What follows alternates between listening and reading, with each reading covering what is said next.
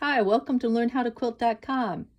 This video is part of the Star Sampler series. Today you'll get some ideas for setting your blocks and then tips for sewing them together. You'll also learn how partial seams can help you avoid Y seams or inset seams. So come on in and let's get started. Your block sizes will help to determine your setting. When all your blocks are the same size, you have lots of options. You can place them side by side, insert sashing between the blocks, or add solid blocks in between your piece blocks. When the blocks in your quilt are different sizes, you have to come up with a different plan. This sampler quilt has blocks in all sizes, but all of their measurements are multiples of 3. There are mainly 6-inch and 12-inch blocks, but there's also one 9-inch and one 18-inch square.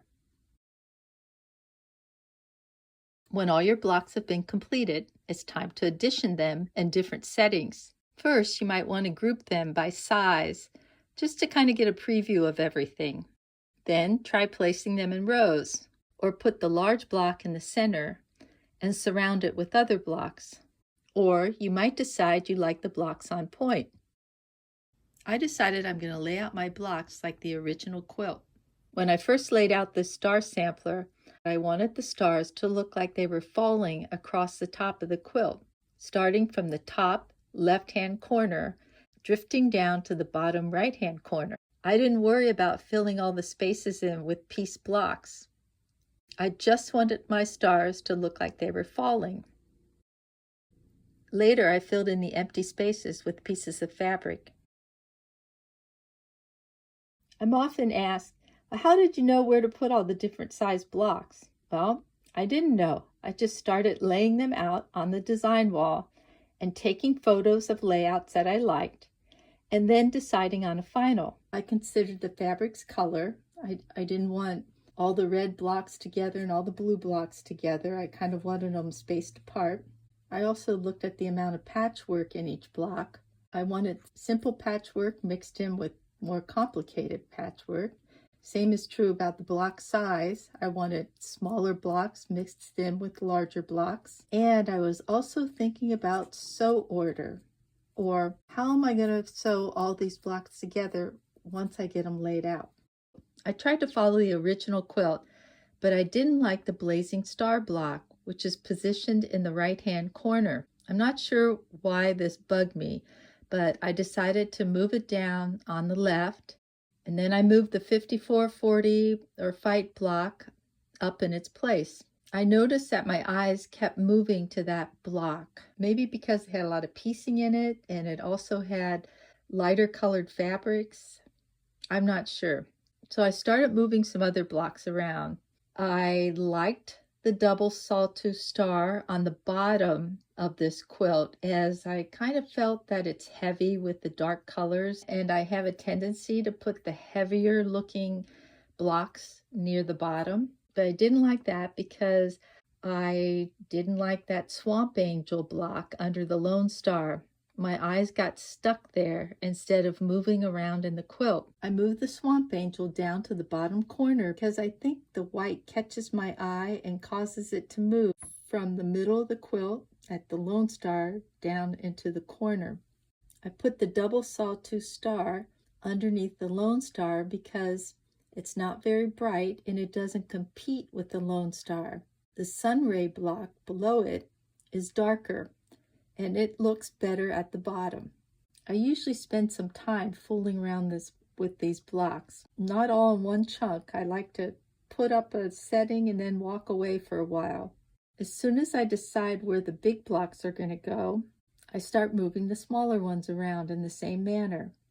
And then I addition different fabrics for the open spaces. First, you'll want some sort of blueprint for your quilt.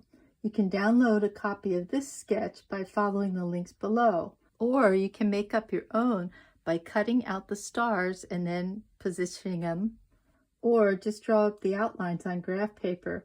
I use 1/4 inch graph paper and I set each square equal to 2 inches.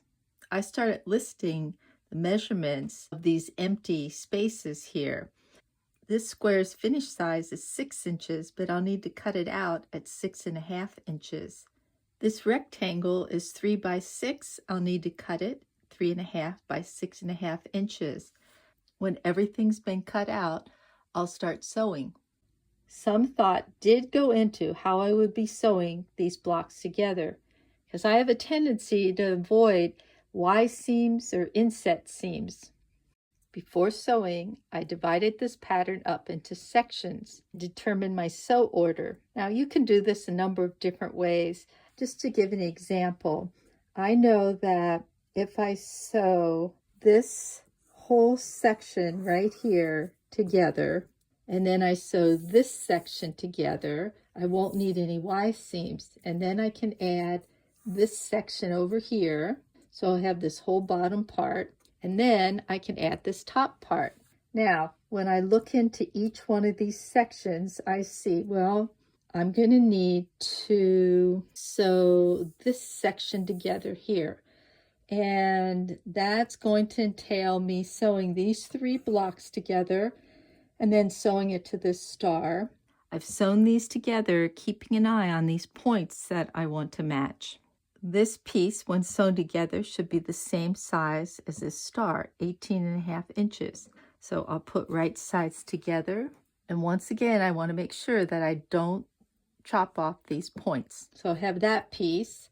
And then here, I need to sew this star and this block together, and then sew that to this piece. Now, if you remember, this star was sort of a problem star, and I was a little short all the way around. So I put right sides together, and when I did that, I kind of centered this star over this 6.5 inch piece, and then I sewed a 1/4 inch seam. So I've sewn these 2 pieces together, and they should be exactly the same size as this. So if I put right sides together, they should match. If they don't match, then I'm going to have to do some easing, a little easing here and there, and I want to make sure that I don't cut off these points. So I sew that together. Once I have those pieces sewn together, I'll sew each one of these sections. After one section gets completed, I'll move on to sew another section, and then continue in this manner till I don't have any more sections to sew. Then I'll start on the border. For more information about settings, check out our encyclopedia entry and video, Quilt Settings. You'll find the link below. Just like settings, there are many different types of borders. Borders can blend in with the same fabric as the sashing, or you can add an inner border like this quilt. This quilt has a number of borders that go around the center block. Some borders might be just on 2 sides or one side of the quilt. Borders can also go around individual blocks, or you might decide to go with no border. There's no right or wrong answer here. It's all about your personal preference. You might not have noticed this quilt's border is made up of 4 different fabrics, mainly because I didn't have enough of the original border's fabric to complete it. I wanted a border on my quilt, but I didn't want the stars to be contained inside that border. Instead, I wanted the stars to be scattered throughout the borders. I decided not to add all those stars in the outside border like in the original quilt, but I do have some. To figure out the sizes you need to cut, you'll have to measure your quilt and then add seam allowances. I can't give you exact amounts because chances are you'll have different measurements than mine. I can give you an example of how I came up with these measurements. I used this layout as a blueprint. I decided that I wanted an 8-inch border. In the original quilt, this is 8.5 inches across. I also decided that I was going to make a smaller border up here. That's going to only be 6 inches wide. Then I figured the length of these border pieces. So I know that this block is 12 inches, and let's see, these 4 6-inch squares, when you add them up, you've got 24 inches, and then this was about 3 inches here. And if I add all that together, this piece is going to be about 39 inches long. I came over here I decided I'm not going to put a star out here, so I'll start right here, and the 6, 6, and 6, so that's 18 inches, and then this is 12 and 12, that's 24 inches, and then I'll just go all the way to the end here. That's another 12-inch block, and when I add all of those together, I get 54 inches. So if I want this to be one solid piece, I'm going to need about 54 inches of fabric, and that's about 1.75 yards. So I'm just going to round that off to 2 yards. So I bought 2 yards of fabric for this outside border here, mainly because I wanted to cut these pieces 8.5 inches by 54 inches along the selvage edge. And this one, 8.5 inches by about 40 inches. I figured out the cutting sizes for these smaller areas. Then I sewed these into larger units. Whenever possible, I sewed these smaller border units to larger sections in the quilt. You'll notice that I haven't completely cut the vertical border strips. I like to wait until the inner quilt is all sewn together. That's because I wanted to recheck the measurements that I had calculated against the actual quilt measurements. I've also decided to use partial seams to eliminate some of the piecing. More about these partial seams in the next section. When the center sections have been sewn and pressed, I'll put right sides together and pin down the side. When I get down to the bottom, I line it up with the block I'm going to sew it to. I can either cut off the excess border fabric now, or what I usually do is wait until after I've sewn the border on, and then I cut. Instead of one long vertical strip here, I could have cut that into a number of different pieces like I originally planned, but as I started sewing the inside together, I saw that I could get by with a partial seam here. If you've never used partial seams, now's a good time to try one. They're just straight line sewing, no Y seams or inset seams. All you need to do is partially sew one seam, hence the name partial seams. So here's my partial seam. I sewed from here to here, making sure that this area was left open. Now after I've sewn this border on, I'm ready to put right sides together, line that up, pin, and I'll take this over to stitch. And here's that final seam. So on this layout, I have 2 more partial seams to sew. Up here, I sewed to about here and stopped. And down here, I sewed to about there and stopped. I measured this and cut off the excess here, then put right sides together and sewed this seam. Then I came in and finished up these partial seams on either side. And here's my completed quilt with some of the stars sprinkled in the borders.